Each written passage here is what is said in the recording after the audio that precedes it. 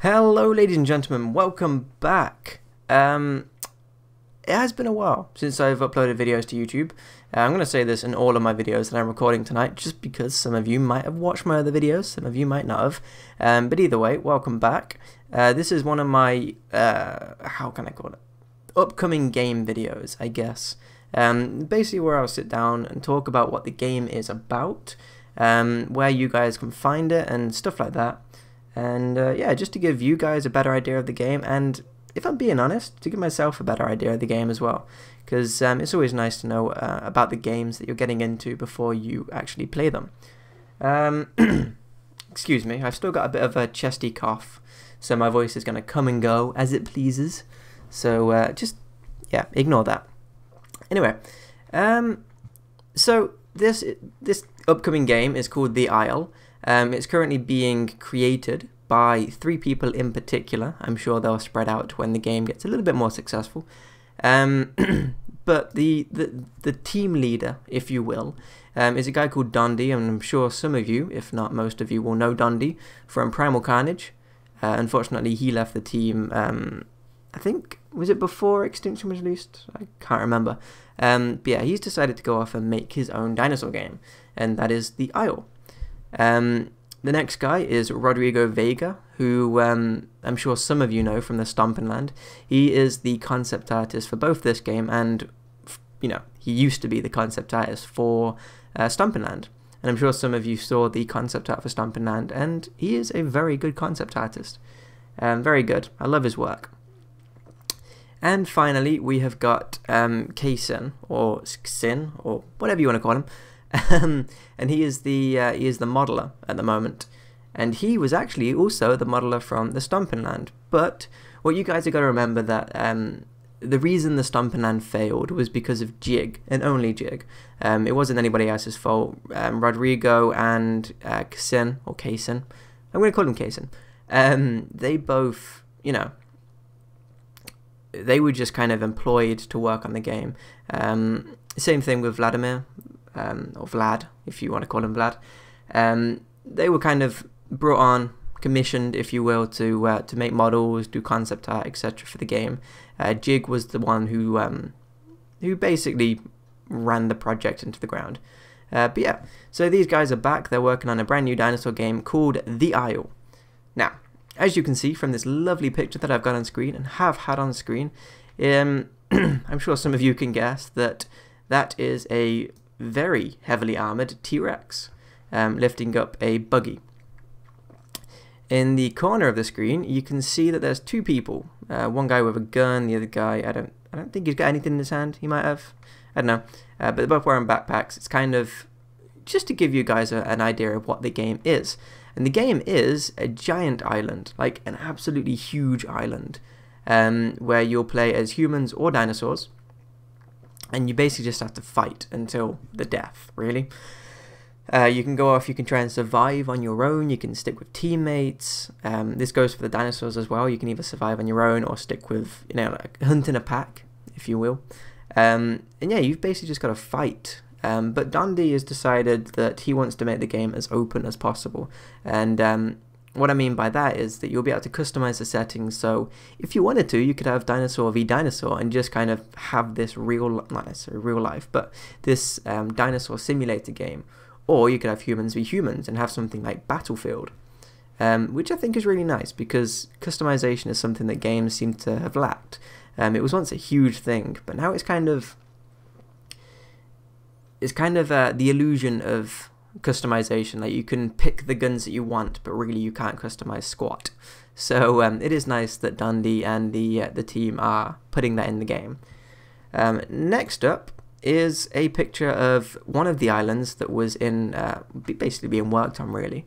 And basically this island, I think, has been deleted now. I'm not sure, but this was shown on one of the live streams that he does. He's basically live streaming the entire game creation, as well as the modeler as well. The modeler is also streaming the models as well, which I think is really nice. It does get the community involved, and it's a way for them to kind of show you guys what they're doing, so you guys can donate to help push the game forward. The next picture is also another picture of the island, and the reason I've stuck these in, even though they don't really count for anything at the moment, is because of two things. The first thing is that the textures look really nice, and I know these aren't the final textures, but the way the island has been created just kind of adds to the realism, because they're using a world builder, and it's something that kind of creates a realistic map from scratch, and you know, that's always nice to see. It's better than having like this giant flat plain or whatever.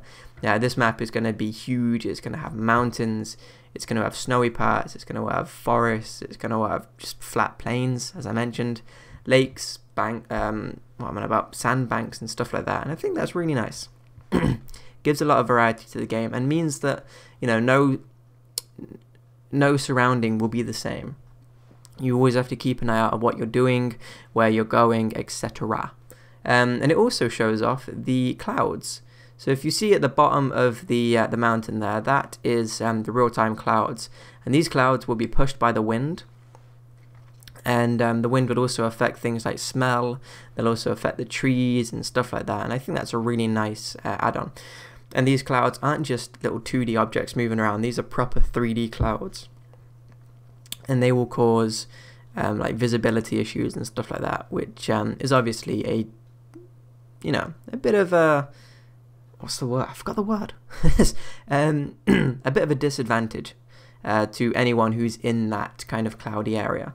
But moving on, this is the only image that they've got of the new island. So this island is huge. I believe originally they were hoping for a 15 by 15 kilometer map, which is quite big. But I think they've gone up to like 29 kilometers by 29 or something ridiculous like that. But yeah, this is the untextured map. Looking at it now, it doesn't look that big, but what you got to remember is that because it's got no textures, because you're not like zoomed in all the way, you're not going to see the full scale of the map until you are. So just keep an eye out on that. I believe he has textured the map since then on one of his live streams, which I think you can actually go and watch on his Twitch profile, which I will post a link to in the description. But yeah, that's just to give you an idea of what the island's going to look like. Don't worry about these kind of stretched marks and stuff on the corners of the map. That's all going to be covered by ocean and stuff like that. So yeah, just ignore them. Anyway, on to the gameplay, really. So the idea of this game, he hasn't really released any story information or anything like that yet, but the idea of this game is that you'll have humans v dinosaurs. But to differentiate this game from like Primal Carnage and stuff like that is he's added in kind of a genetics trait, if you will. So you'll start off with these three classes. So at the top you've got a Deinonychus, which looks amazing, and we'll have another picture of that up after this, I believe. Then you've got the Megaraptor, which is underneath. And then you've got a T-Rex. He's hoping for 9 dinosaurs overall, I think. I only think these ones are going to be in the little tech demo that he releases when the Kickstarter starts. But yeah, these are the 3 dinosaurs that you will start off with when you play as a dinosaur. And as the game progresses, you'll unlock different strains. And these strains are kind of... they give the dinosaur itself different abilities. So, let me get onto the strains now. Let me just... there it is. The Hyperendocrine is a tank. Now I'm quoting this off of the post that Dondi put on his on the website for the Isle. Hyperendocrine is a tank, a moving powerhouse of armor, health, and overwhelming force. 2 bars of health, one being slowly regenerating, and the second an overlaying armor meter. It's bigger, tougher, and is has incredible bursts of stamina. The downside is that the exterior armor is always degenerating and it's hungry, always hungry. So the idea of this guy is that he is huge. He's the guy that you saw in the very first image. I won't put that back up. It's too much effort. But yeah, he is huge. He's got 2 bars of health. One is the base health, which is slowly regenerating, and the second is a armor meter. Now, the downside to this guy is that he's always got to eat. This guy has got to chomp down on anything and everything he sees. Otherwise, his health is going to gradually degenerate until he dies. So you have got to be on the move constantly with this guy. You can't just camp or anything like that, especially with the size of the map. Excuse me. Next up is the Tissoplastic. This guy is an assassin. He's got octopus-esque camouflage, which will help him blend in with any environment. He's also got a poisonous bite and a close-range spray, kind of like the Dilophosaurus from Jurassic Park. And that'll eventually degrade and break any defensive structure that humans make. It also has tracking quills, and we'll see the concept art in a bit. But these are quills that will like eject out of your body, and if they hit someone, like a truck or a human or whatever, it'll track anyone. So it'll come up on like the minimap or something like that, and maybe they'll be highlighted on your general screen. I don't know, but you know, you will track them down, and that is his kind of special ability. And the downside to this guy is that he's relatively frail. So this guy is someone that is going to have to be very assassin-like. He has got to hide in the shadows, stick to the long grass and stuff like that. Otherwise, you know, he's not going to last very long in a 1v1 gunfight. So, you know, he's the guy to look out for, really, if you want to get some kills. And finally, we've got the Neurotenic. This guy is a mage. Of sorts, anyway. So he can project the player camera a certain distance away to scout ahead. So think of him like a scout, basically. Say your team is about to run into like attack a base or something. This guy can project the camera ahead, so he can kind of scout out the base without actually doing anything, and then come back and then tell the other guys, your team members, you know, what sort of defense they have, what sort of people they have, and stuff like that. This guy is the only dinosaur that can detect any use of electric equipment. So that's things like, you know, possible jammers, maybe. I don't know, say there's a human v human team. You know, say they want to generate electricity or anything like that. I'm not quite sure what he's got planned for the human team, but, you know, electrical equipment, keep that in mind. It also has an EMP burst, which will shut down electrical fences, defensive turrets, vehicles, stuff like that within a certain radius.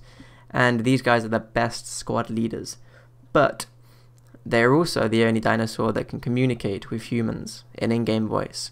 So what you got to remember is when you're telling your team what's happening in the base, if humans were in a certain range, they'll be able to hear you. So you've got to keep that in mind. So let's move on to get a... Ooh, okay, that's not supposed to happen. Sorry, you guys probably don't know what happened there, but... yeah, I kind of messed up with my arrangement of images. Anyway, this guy here is the Deinonychus in, I don't know if it's full color, but in black and white with like a pattern on and stuff like that. Just to give you guys a proper idea of what he will look like. Unfortunately, I don't have an image of what the standard T-Rex and the standard Megaraptor will look like. But yeah, this guy gives you a good example of not only what the dinosaur looks like, but Rodrigo Vega's concept art. And it might just be me, but it looks amazing. And the model looks pretty freaking awesome as well. Unfortunately, I don't have a picture of that either. But as you can see, this guy is a standard dinosaur. He hasn't got any special quills. He hasn't done anything. One thing I do want to note out is it does look like he's got feathers, especially around the arms. So those guys that are really scientific and have to have those scientifically accurate dinosaurs, shush. Anyway, next up we have the Tissoplastic, Neurotenic, and Hyperendocrine strains for the Deinonychus and the Megaraptor. We only have the Tissoplastic for the Deinonychus and the Neurotenic and Hyperendocrine strain for the Megaraptor. So one thing that Dondi mentioned, which I completely agree with, is that the Deinonychus Tissoplastic strain looks amazing. It does look like a land shark, and I can't wait to get my hands on him. Anyway, next up we've got the Megaraptor Neurotenic strain. This guy looks creepy. Really, really creepy. He looks kind of alien-like, if I'm being honest. And one thing that I kind of suggested, and I think was already planned, is that this guy's going to have kind of transparent skin. And the vein is going to slowly, or very, very, very lightly glow blue to signify the kind of the mage kind of aspect of himself. So this guy's going to be the one that kind of scouts the entire team, shoots the MP burst and stuff like that. And yeah, he just looks straight up creepy. Can't wait to play him. And finally, we've got the hyperendocrine. Have I been saying that wrong? I think I've been saying that wrong. Megaraptor. This guy is a beast and sure as hell looks like one. The armor on this guy is just unbelievable, and I can't wait to see what the model looks like either, because you know that stuff's going to be exciting. One thing I do want to mention is that the Dinosaurs Tissaplastic strain has got two claws on its feet, on each foot, which just adds to the awesomeness. I'm going to move on because I'm enjoying this way too much. And finally, I think this is finally. Oh no, not finally. Second last. We've got the three. That's right, 3 different strains of the Tyrannosaurus. First up, we've got the hyperendocrine, and this guy, as you can see, is a freaking tank. You saw him in color in the concept art, but this guy, this gives you an idea of what he's going to look like from the side on, and you know he is just armored just to the max. And yeah, once again, I can't wait to play any of these creatures. They just look amazing. Next up, we've got the Tissaplastic strain. And as you can see with this one, unlike the Deinonychus, this guy is covered in quills. Like you can see it on the tail sticking out, you can see the quills on its like arms, on the head, stuff like that. These quills are the ones that you're going to use to track your prey, basically, and they don't have to be human. You can murder your own team if you want. But yeah, he does look like he kind of looks like he's got an actual ghillie suit on, like a natural ghillie suit. So yeah, it's going to be interesting to see what this guy looks like when it's fully completed and modeled. And finally, we've got the neurotenic strain of the T-Rex, and once again, a huge vein going down his body. He looks very alien-like, almost like a xenomorph, really. The model especially looks like a xenomorph, the way the head kind of flows in an S shape, very serpent and snake-like. And this guy looks very agile and stuff like that. I was going to mention that the 2 T-Rexes above, the hyperendocrine and the Tissaplastic, look very bulky. So I'm guessing they're going to be quite slow. This guy, on the other hand, looks very, very agile. So it's going to be interesting to see what this guy just looks like, really. Which kind of leads me on to the next and final image. I'm going to run out of like my voice. My voice is going to go. But yeah, this is an image that I took of the Twitch stream that they did, one of the modeling processes, and this is what the T-Rex the neurotenic strain of the T-Rex looks like. As you can see, he's got that very, very faint blue tint to the vein. It's kind of textured, not entirely textured, but the model is looking amazing as it is right now, and you know, he's got a while until he finishes his model, so it's going to be really interesting to see what happens with it and to see the outcome. Anyway, let's go back to that first image, and yeah, that is really it for this game. I honestly can't wait to see it. I can't wait to continue watching the streams, and I will post a link to everything in the description. One thing I do want to mention, because before I can't talk, I just fail at talking. One thing I do want to mention before I finish is that they are all, Dondi, Rodrigo, and Kaysen, are all looking for donations to help finish this game. You know, Dondi is currently working 2 jobs to help fund this game and stuff. So any donations do help. Like I said, I've already donated almost $100 towards this game. I think I'm like $5 off or something. And these donations are going to go towards game development, keeping the developers alive, because yeah, that's how much work they're putting into this game, and just things like that, different assets. I think they're looking for a military pack or something like that on Unreal Engine. So yeah, go ahead, go over to the Twitch screen, follow them, get notifications when they start streaming, and just enjoy watching. You know, that's what they're there for, and be sure to donate as much money as you can towards this project, because so far it's looking amazing, and I can't wait to see the finished project. there are a lot of high hopes for this game, for me anyway. So yeah, links will be in the description. I really do hope you all enjoyed this video. If you did, feel free to like this episode, I guess. And yeah, I'll see you all next time I do one of these upcoming game videos. See ya.